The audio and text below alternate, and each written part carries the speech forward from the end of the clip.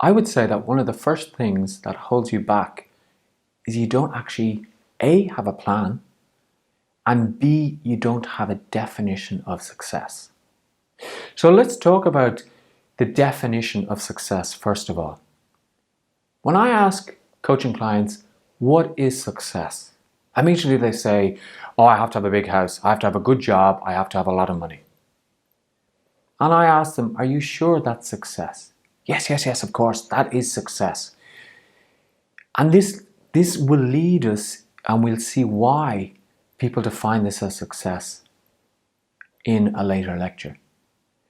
But I don't know if this is really success. So I asked them, why is the big house a measure of success? And they go, well, because I see it on the TV. Successful people have big houses. Okay. Why is the flashy car a measure of success? Well, I have to tell people that I'm successful. And they see my house, but when I pull up in my whatever it may be car, I'm successful. You know, the interesting thing is that a lot of very successful people, entrepreneurs, successful business owners, live modest lives. Yes, they may be very well off. Yes, they may be able to buy whatever they want. But they know that success is more than that. So what could be a measure of success could actually be a feeling that is generated. For example, by giving to charity, by helping on a project to build houses in Africa. It could be as simple as being happy. For me, what is success, you ask? For me, success is being in control of my life and being free to do what I want. Have I reached that level of success?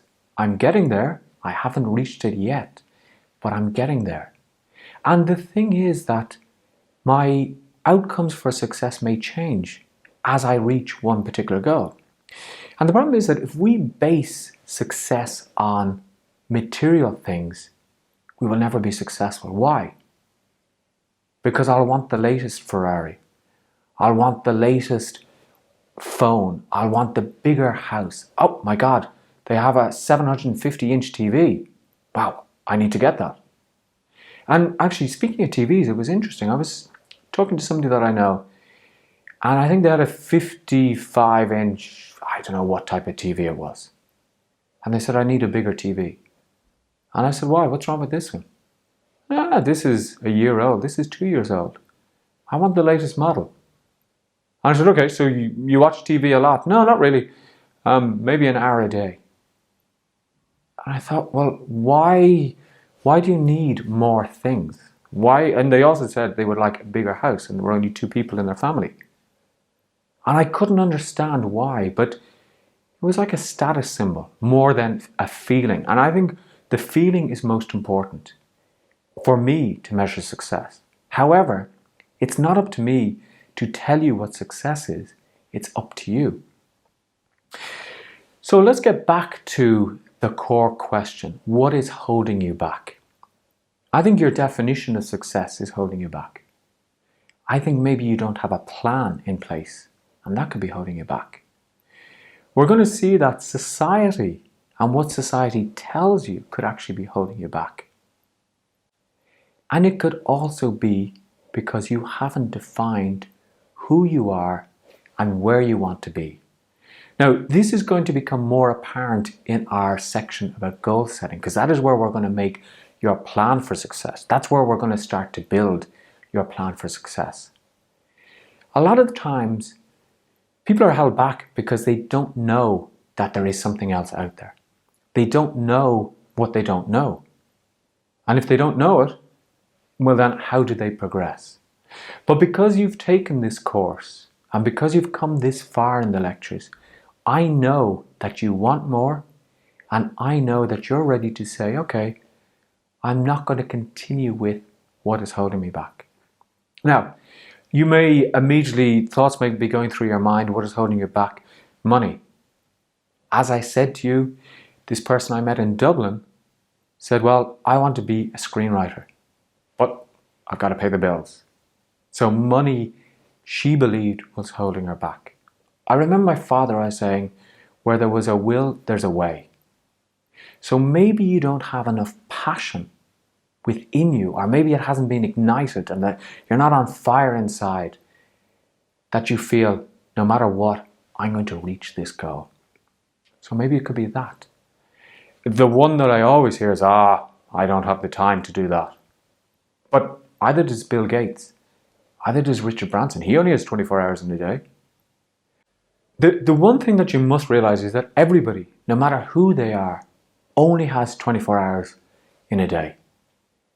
So maybe the successful people don't sleep in until 2 p.m.